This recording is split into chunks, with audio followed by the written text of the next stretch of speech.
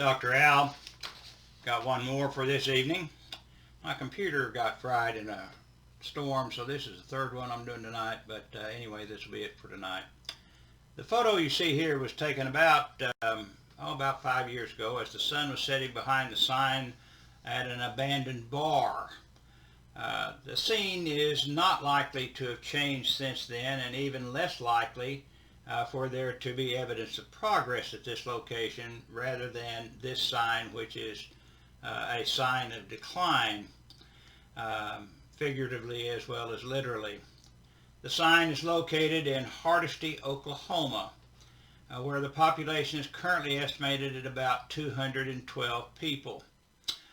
Hardesty is located in Texas County, which is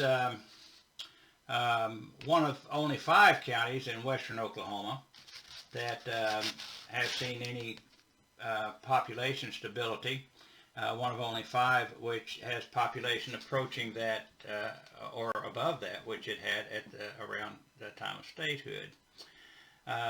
Hardesty, however, has not benefited from that general progress or the population growth in Texas County, which is due primarily to the impact of the hog industry, which has not gotten as far over as Hardesty. So Hardesty is in decline and has really never been much else. However, its future seemed assured a few decades ago. I'm going to get shot by somebody from Hardesty now. Future seemed assured with the development of Lake Optima, a few miles to the west. In 1966, construction began on a reservoir that was intended to tap the Beaver River and produce a lake with a projected depth of 100 feet and its arms reaching up to 10 miles in some directions. And the estimated spur to the tourism and thus the economy, 5 miles away to Hardesty, would have produced a projected 600,000 visitors annually,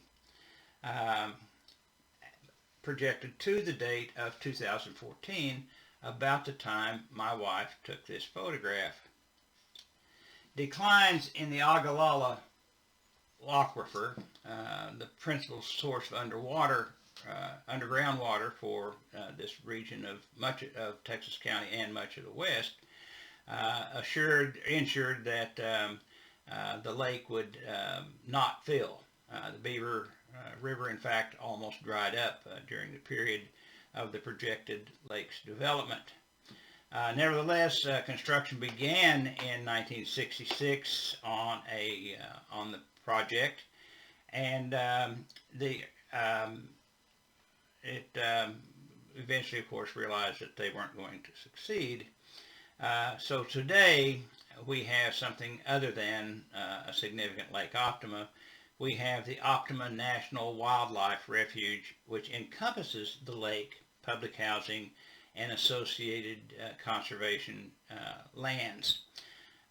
Those who come there will be advised 5,000 or 6,000 people a year as opposed to the 600,000 people.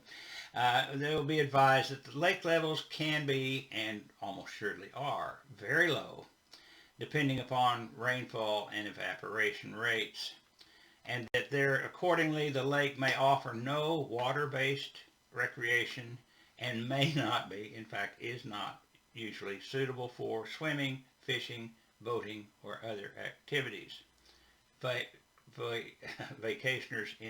Visitors instead should come for, quote, the quiet, natural setting, with or without water in the lake area. I see this as a